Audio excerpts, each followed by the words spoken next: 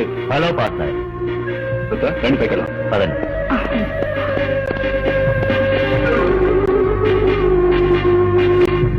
Key number 1.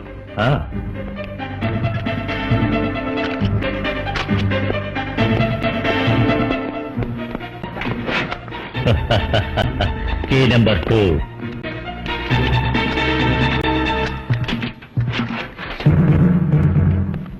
Key number 3.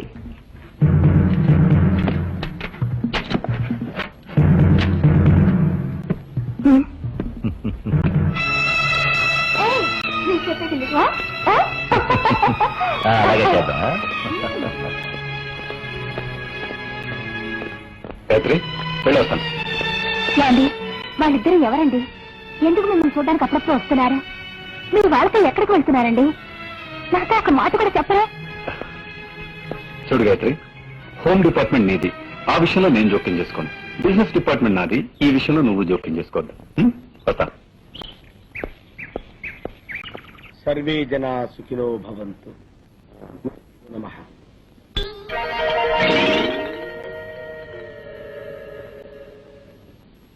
ఏమిటే ఇది?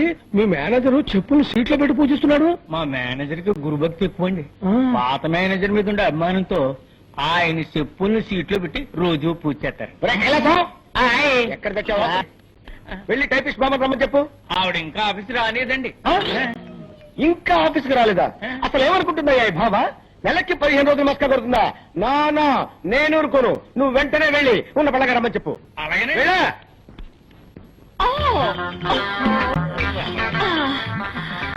Good morning sir. ఏంటి బామ్మ, ఏంటి అవుతారు? బాత్రూమ్ లో స్నానం చేస్తున్నాను. ఈ ఫ్యూన్ వచ్చి మీరు అర్జెంట్ గా పిలుస్తున్నారని చెప్పాడు, అందుకే భయపడి వచ్చేసాను. అమ్మో, లంగా వేసుకొచ్చి రక్షించావు. ఏమిటి రోడ్డంతా ఇలాగే నెట్టుకుంటూ వచ్చావా? మామూలుగా ఒంటి మీద బట్టలు లేకుండా స్నానం చేయడం అలవాటు. ఇవాళ ఏదో మూడ్ లో ఉండి లంగా కట్టుకుని స్నానం చేస్తున్నాను. వెళ్ళి శుభ్రంగా స్నానం చేసి బట్టలు వేసుకురా. ఓకే సార్, శుభ్రంగా స్నానం చేసి వస్తాను. క్లార్క్ కృష్ణమూర్తి విలు. కడుపు నొప్పిగా ఉందని ఇప్పుడే లెటర్కి వెళ్ళారండి. పిలిచిరమ్మాట.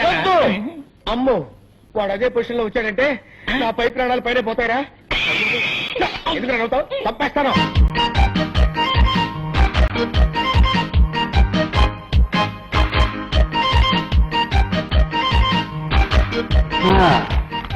వచ్చే వారం ఇన్స్పెక్షన్ అందరు రెడీగా ఉన్నారు.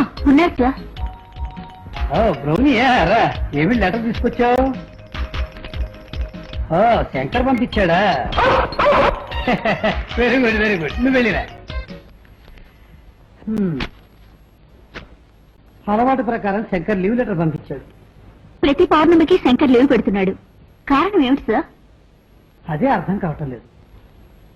పౌర్ణమి నాడు శంకర్కి ఏం సమస్య?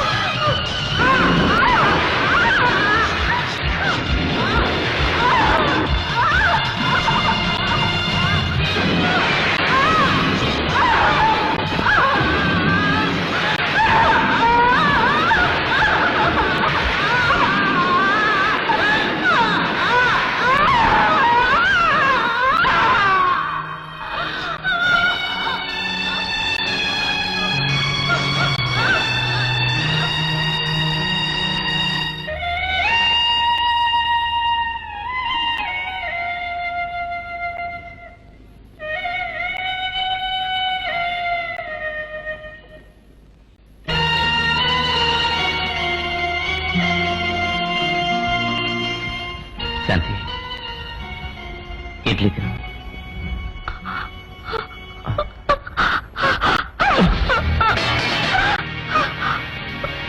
శంకర్, మీరు ఈ ఇంటికి వచ్చి 6 నెలలు అవుతోంది. మీరు పడే కష్టాలు నేను చూస్తూనే ఉన్నాను. మిమ్మల్ని ఆ భగవంతుడు ఇలా పరీక్షిస్తున్నాడు. ఏం చేయండి టీచర్, అంతా విధిరాత. పెద్ద పెద్ద డాక్టర్లకు చూపించినా కూడా శాంతి నయం చేయలేకపోయారు. ఇంత జరిగినా మీరు డాక్టర్లని మందుల్ని నమ్మి ప్రయోజనం లేదు. నేను చెప్పినట్టు చేయండి. ఈ ఊళ్ళో నాగదేవత ఆలయం ఒకటి ఉంది. శాంతిని అక్కడ తీసుకెళ్లి పూజ చేయండి. అన్ని సవ్యంగా జరిగిపోతాయి. ఆపండి. నా శాంతికి ఘోర దుస్థితి ఏర్పడటానికి కారణం ఆ పామే. ఇక నుండి ఆ పాముల గురించి నా దగ్గర మాట్లాడకండి.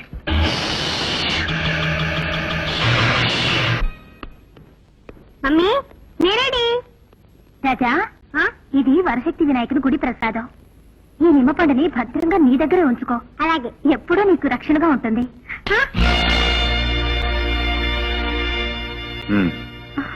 ఏంటి అలా చూస్తున్నాం? వాడేమన్నా కాశీకు రామేశ్వరం కొడుతున్నాడు, నిమ్మపండిచ్చి పంపిస్తున్నాం. హ్యాపీగా పిక్నిక్ వెళ్తున్నాడు, తెలుసు కదా. అది కాదండి. ఏది కాదండి? ఒక చోట ఉన్నట్టు ఇంకో చోటు ఉండదు. నిమ్మపండు వెంటే ఉంటే గాలి ధూళి లాంటివి దగ్గరకు రావండి. కంప్యూటర్ యుగంలో పోయి గాలి ధూళిని మాట్లాడుతున్నావు. అసలు నువ్వు ఏ శతాబ్దానికి చెందిందని? నువ్వు ఆగు, నువ్వు బయలుదేరా. Mummy tata. బయలుదేరు. టాటా.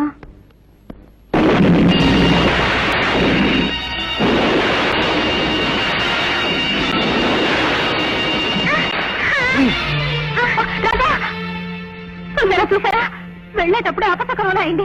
వద్దండి, పిల్లల్ని ఊరికి పంపొద్దు. మళ్ళీ మొదలెట్టావా? చూడు, దీని గురించి మనం తీరిగ్గా ఓ సదస్సు వేసుకుని మాట్లాడుకుందాం. నువ్వు బయలుదేరా. అలాగే. టాటా.